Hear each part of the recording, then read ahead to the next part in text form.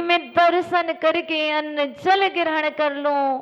उस रूप श्री ने संकल्प लिया था, जिस जिनालय में रत्नमयी पार्श्वनाथ भगवान की प्रतिमा होगी वीतरागी देव की, मैं उनके दर्शन करके अन्न जल ग्रहण करूंगी।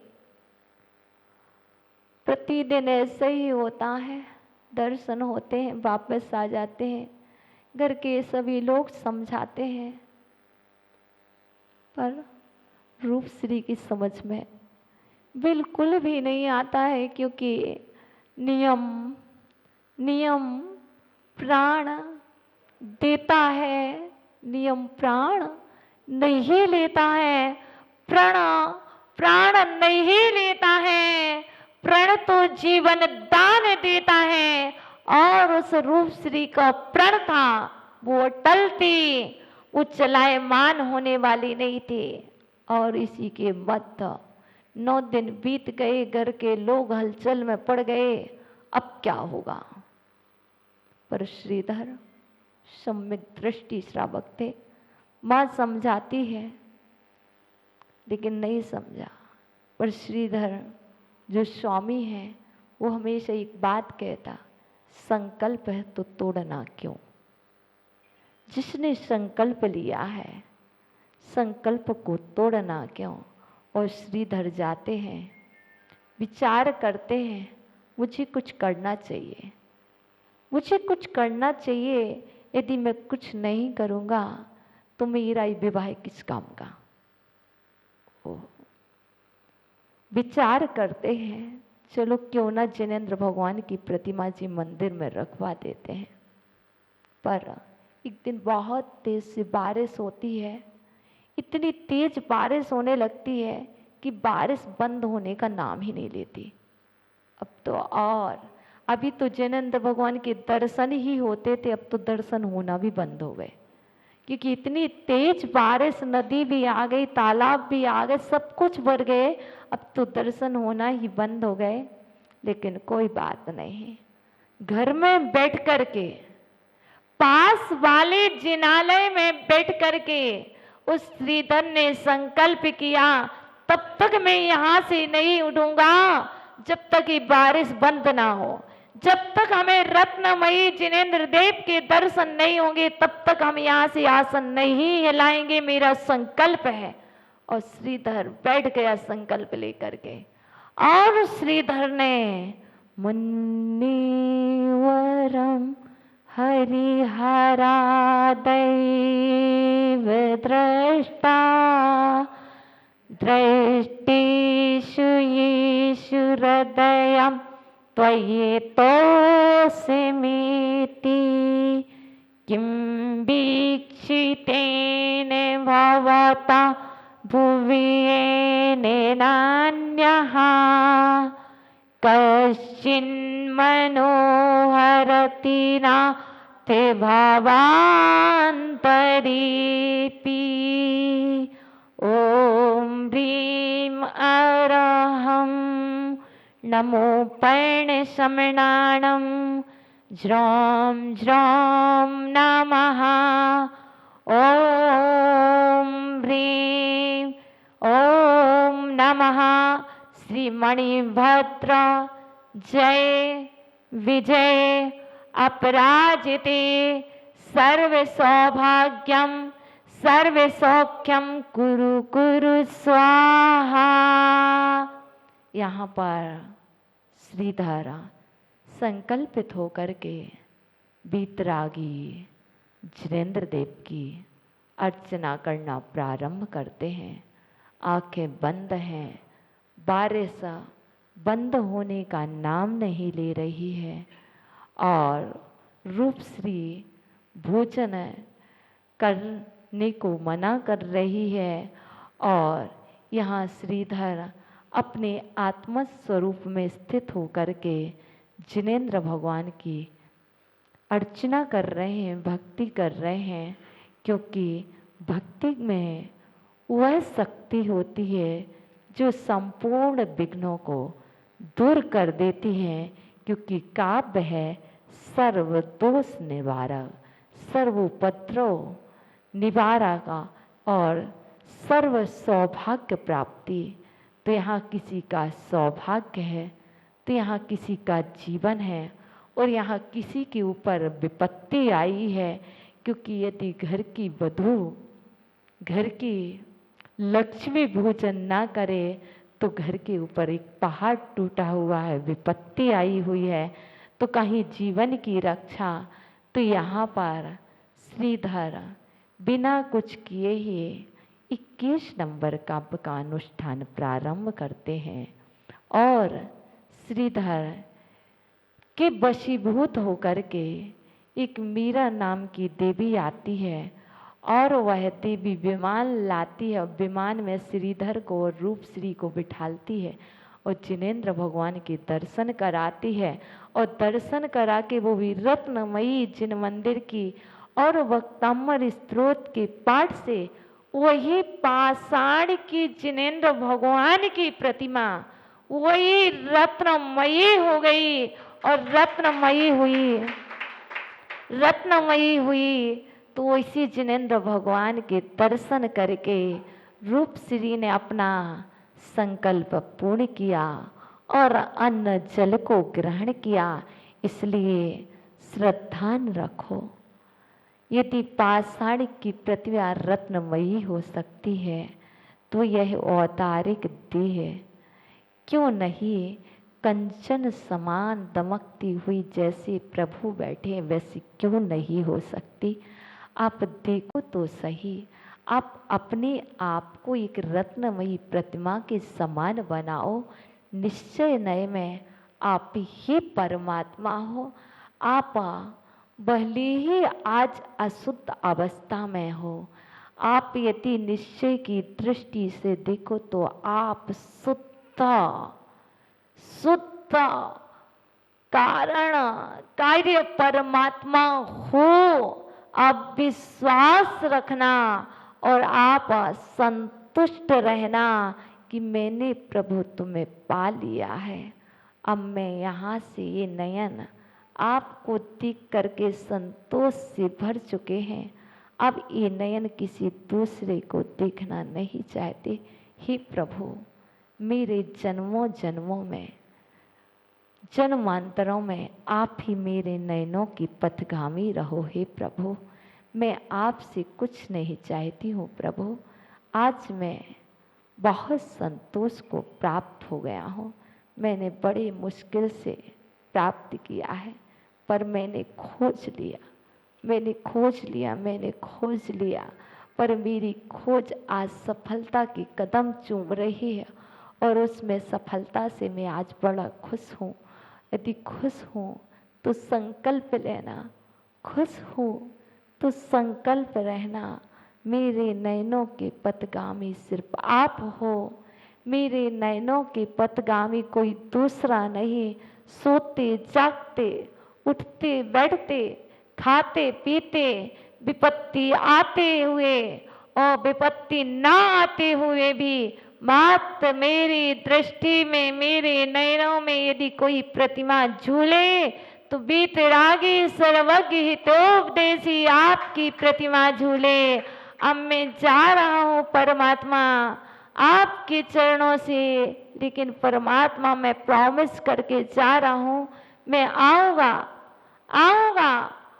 क्योंकि मेरा संकल्प है कि जब तक मैं आपके दर्शन ना कर लूँ तब तक मैं अन्न जल ग्रहण करने की सामर्थ्य मेरे अंतर में नहीं है।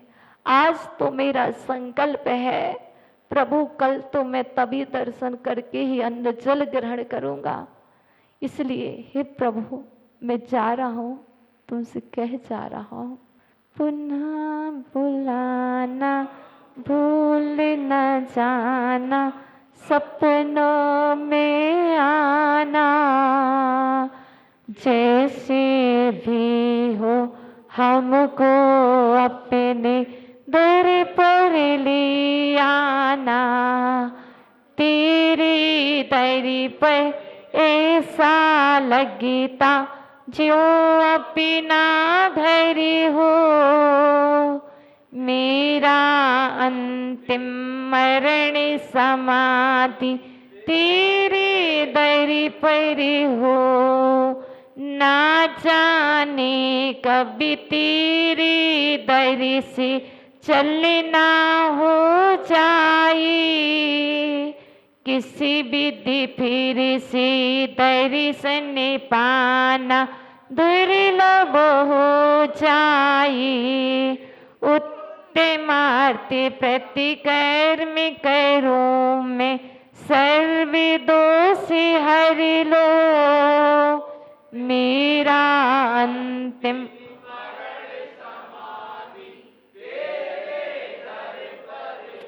इस काव्य की आराधना रेड कलर के वस्त्र, रेड आसन, रेड माला एवं 108 बार इस काव्य का रिद्धि मंत्र सहित स्मरण करना होगा। 42 दिन तक की ये साधना होती है और 42 दिन तक इस काव्य का स्मरण करने से यह काव्य अपना प्रभाव दिखाना प्रारंभ कर देता है।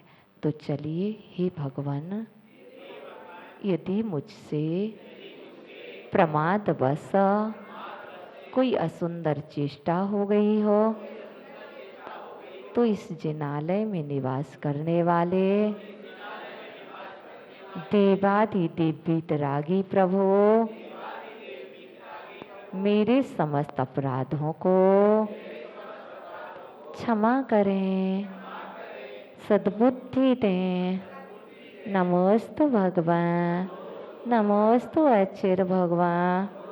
सभी को प्रिय आत्मन, हे जिनेन्द्रवाणी, आगमवाणी, तीर्थंकरवाणी, स्यात्वात्वाणी, गुरुवाणी, त्वमेव जयतो, त्वमेव जयतो, त्वमेव मम कंठा आगच्छतु, आगच्छतु, आगच्छतु। प्रिय आत्मन, भक्तामृत स्त्रोत की पावन भक्ति धारा में अब गाहन करते हुए हम सभी आज 22वें काव्य में प्रवेश पा रहे हैं। आपकी माँ धन्य है। हे नाभिनंदन, हे मरुदेवी के नंदन, हे वामानंदन, हे त्रिशलानंदन, आपकी माँ धन्य है। मैंने तो सुना था माँ धन्य ही होती है, जननी जन्म देती है और जननी धन्य हो जाती है। पर प्रभु, मैंने मानतुंग स्वामी से सुना है माताएं तो बहुत हैं, हजारों पुत्रों को जन्म दे रही है, सैकड़ों पुत्रों को जन्म दे रही है, पर सभी माताएं धन्य नहीं है। मात्र एक आप जैसे प्रतापी पुत्र को जन्म देने वाली माँ मात्र इस विश्व में एक ही माँ थी। क्यों? क्यों? क्योंकि क्या शेष माँ नहीं थी? जैसे दिशाएं तो बहुत हैं, विदिशाएं तो बहुत हैं, लेकिन जो सामर्थ्य पूर्व दिशा में है कि वह सूर्य जैसे प्रतापी पुत्र को जन्म देती है, वैसे इस विश्व में लाखों करोड़ों अनंतों माताएं हैं। वह माताएं बहुत सारे पुत्र को जन्म देती हैं, लेकिन मरु देवी जैसी माँ तो इस विश्व में एक ही थी जिसने आप जैसे सुत को जन्म दिया। जैसे शेष दिशाएं ताराओं को जन्म देती हैं, नक्षत्रों को जन्म देती हैं, वैसी हैं माताएं तो बहुत हैं, बहुत सारी संतानों को जन्म देती हैं, पर आप जैसी योग्य संतान को जन्म देने वाली मां इस विश्व में कोई दूसरी नहीं है। हम सोचते तो हैं, विचार तो करते हैं, यहाँ पर बैठी हुई नाभी राय और यहाँ पर बैठी हुई ये मरु देवी हमेशा सोचती हैं कि मेरा बेटा महावीर बने, मेरा बेटा मेरा लाल आदिनाथ बने। हर माँ का एक स्वप्न होता है, हर एक माँ का एक ख्वाहिश होता है, मेरा बेटा बड़ा होकर के क्या बने, माँ का बेटा कैसा हो, माँ का बेटा कैसा हो, महावीर के जैसा हो। पर आज हम उन माता पिता से पूछना चाहते हैं, जो माँ और पिता कह रहे मेरा बेटा महावीर जैसा हो, मेरा बेटा अक्षय श्री के जैसा हो, मेरा बेटा पारसनाथ के जैसा हो, तो बताओ बेटी की माँ कैसी हो, बेटे के पिता कैसे हो।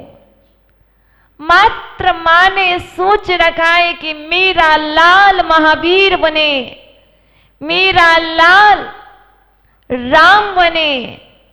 पर बताओ तो सही आप कैसे हो। देखो मरु देवी मैया ने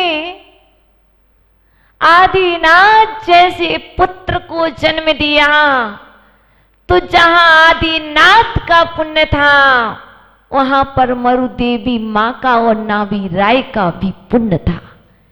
बिना पुण्य के मरु देवी जैसी मां नहीं मिल सकती, और बिना पुण्य के नाभी राय जैसे पिता नहीं मिल सकते, और नाभी राय और मरु देवी के लिए आदिनाथ जैसे लाल बिना पुण्य के नहीं मिलते हैं। क्या पुण्य था उस मां का, कहने से काम नहीं चलेगा। मेरा बेटा आदिनाथ हो, मेरा बेटा मानतुंग स्वामी बने, मात्र कहने से यदि होता तो आज 1000 बार कहते। कोई भी फंक्शन होता, कोई भी आगवानी होती, जो आता और कहने लगते मेरा बेटा ऐसा हो।